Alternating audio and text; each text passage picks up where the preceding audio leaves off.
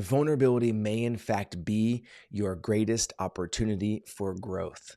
But where you get confused is that you begin to mistake disclosure for vulnerability.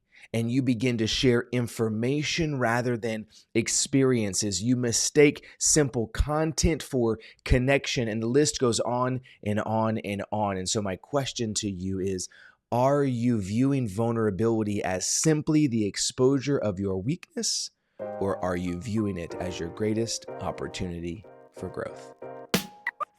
Welcome to the Rocky Garza Show, where we explore the collision of a deeply meaningful life and a wildly impactful career.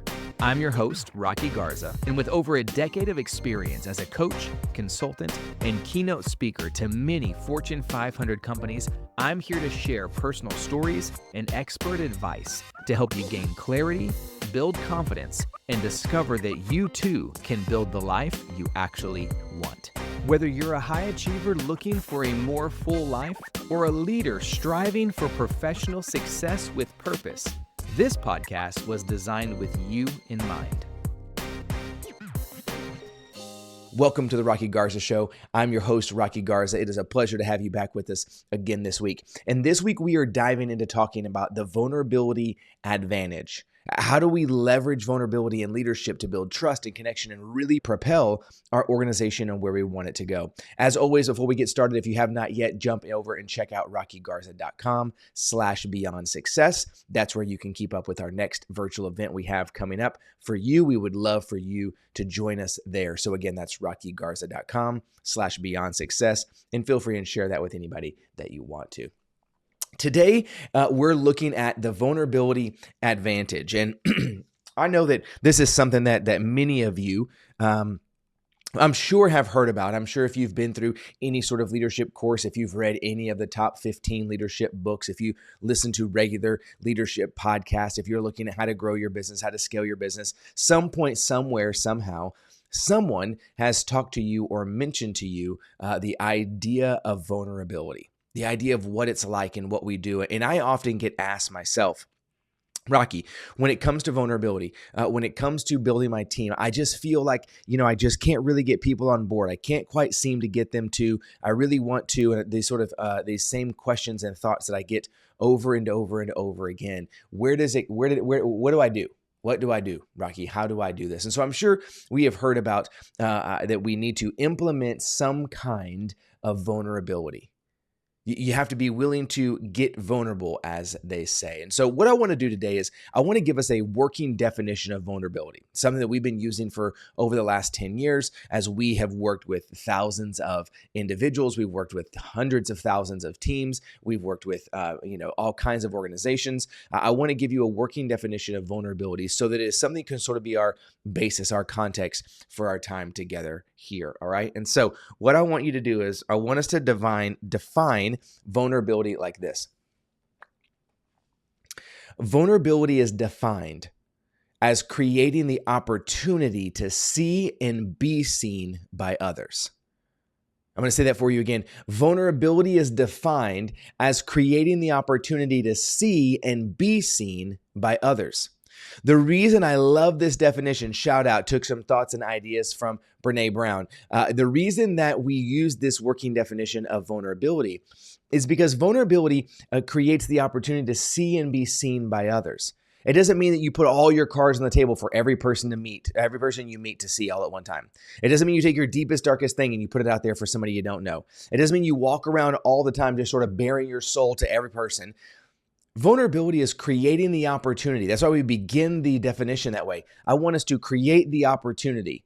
See, before we get to the chance to be vulnerable, until we get to allowing ourselves to be seen, until we allow ourselves to really take a look and see other people, until we are in a position that we've created the right opportunity and experience and moment, it's not going to happen. This is why so often when I go speak places, the number one feedback that we get over and over and over is how it was you could have heard a pin drop in that place. Well, that's because we were creating the opportunity to see and be seen. It doesn't matter if we're talking about identity mapping. It doesn't matter if we're talking about the confidence method, 365, the influence appraisal, whatever methodology we're working through during that time or at that event. Vulnerability is a requirement. But vulnerability is not something you tell someone to go and do, rather. Vulnerability is an opportunity, an experience that you create, an invitation to have them join you. See, right now in your leadership journey, oftentimes you find yourself struggling with vulnerability because you are expecting to be able to tell someone to be vulnerable rather than to call them into an experience where there is the opportunity to experience vulnerability, which means you have to be in the moment with them. You can't just tell someone to be vulnerable. You need to show up and be more vulnerable. You need to lead vulnerably. You have to actively participate. You have to invite them. See, vulnerability requires proximity and it requires invitation. But when there is proximity in this, and it's both, it can be done virtually. We do virtual events all the time. We do 4-hour virtual events. People, that's crazy. It'll never work. It works. It works because we create the opportunity to invite people in with invitation and proximity that allows us to say, can I create a chance for you to be seen for who you are? And can I allow myself to show up and be seen? See, I find so often with 8 and 9-figure CEOs, oftentimes you are the founder or you started it or you're the co-founder or somehow you were there in the beginning. And so when we get to the place we are now, we're doing 50, 60, 70, $80 million in annual revenue. We find ourselves going, yeah, but at this point, I got to be careful. I can't be vulnerable. I can't show them who I really am. If they really knew, yeah, but what if we what? What if they actually saw that you were a human? What if they saw that your humanity may in fact be the thing that allows you to actually care about them? And although you are great at strategy and operations or sales or whatever your gifting is, and you've built a great business that allows them to have a paycheck and you've got 50 families that you're now responsible for and divvy on that down. So there's over 250 people that you're responsible on a daily basis. Now all of a sudden you feel like it's your time to hide. It's your need to take a step back. It's your need to sort of go into don't let anyone see I have to be the strong one mode. That's not how you got there. And it's definitely not going to be how we keep going. See, oftentimes we talk about how vulnerability and scaling your business are related. Do you know the amount of leaders and CEOs that I have worked with that they want to go from thriving business to scaled business? But there's a really, really important part in the middle. This will maybe be for another episode, but I think it's tied to vulnerability. See, oftentimes what happens is we build a business that we have and we think it's going great. And we say, now we want to scale. Every book says scale. Every conference, they're going to tell you how to scale. Every podcast we listen to, we're going to scale. We're going to scale. We're going to scale. The reality is, though, is you can't scale until you can repeat. See, nothing you do is scalable until it's repeatable. And until it's repeatable, that means that somebody other than you has to be able to do it. But in order for something to become repeatable, we have to give ourselves the opportunity to see and be seen. We have to give ourselves a chance to go, wait a second, why don't I not view it as the exposure of weakness, but my greatest opportunity for growth? What if I've been doing something with 95% effort with an 85% result when I could find someone who could get a 95% result with an 85% effort? If I was willing to say that I need help, if I was willing to ask for help. And vulnerability isn't simply just asking for help. Vulnerability is the recognition of where you are excellent in staying in your lane. See, the vulnerability advantage is not that you're just putting out all your problems for people to see. It's a full recognition of everything that makes you incredible. It's a full recognition of the things that you really have and that you really own and that you can push into. We've got a one-on-one client right now. She owns an insurance business. Started it a decade ago, right?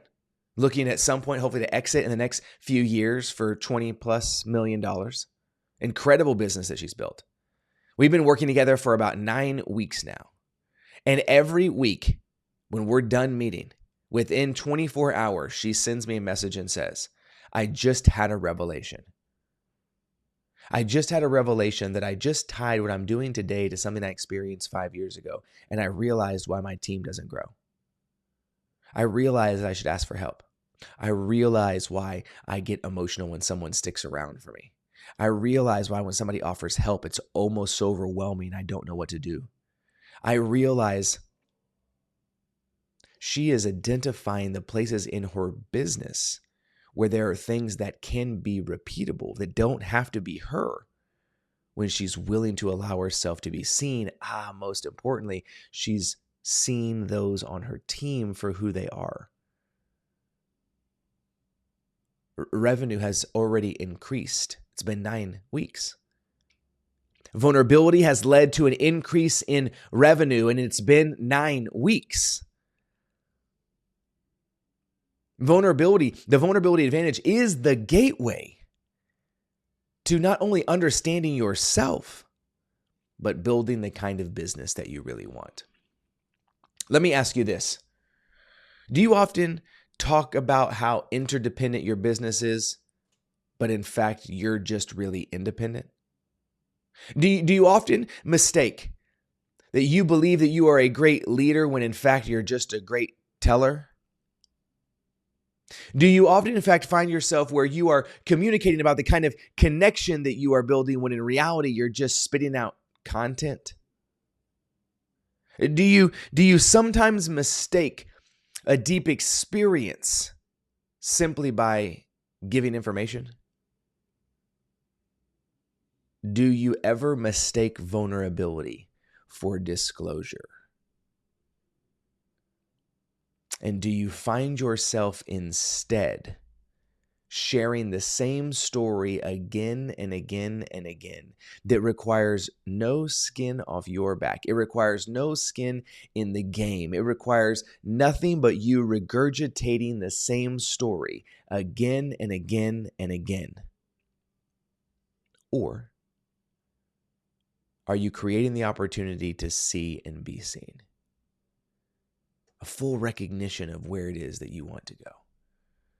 Desire for the people that you have around you. And so I want you to ask yourself today, take some time and answer these questions. Are you leading with vulnerability, or are you simply disclosing? Are you creating experiences for your key leaders, or are you just instead sharing information? Are you creating connections with those on your team, or are you simply sharing content? Are you leading, or are you telling? Are you creating an interdependence and creating lateral leadership, or are you simply trying to be hyper independent because you want to do it yourself? Are you viewing vulnerability as your greatest opportunity for growth, or have you already viewed it as something that in fact may hurt you, get you, expose you, somehow reveal that you're not capable? I spend a large portion of my life living under the pretense of disclosure. I lived a large portion of my life sharing the same thing to everybody in a way that was clear and charismatic, and that people thought, wow, that guy is so open. He is so deep. He really gets it. When the reality was, is I was telling you nothing that I wasn't telling somebody else.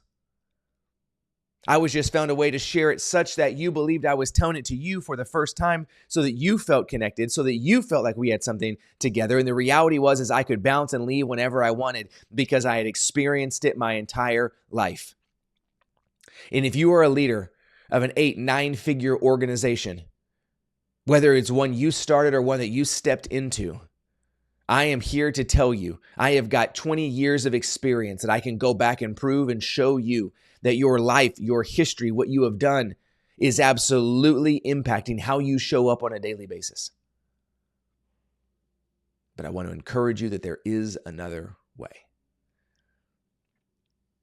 The vulnerability advantage is where we're utilizing identity mapping to get a clear picture of who we are today. The confidence method allows us to be able to unpack what are these stories told to us about us, and how much of our daily operation is built on something that we think just is, rather than something we might actually be able to change.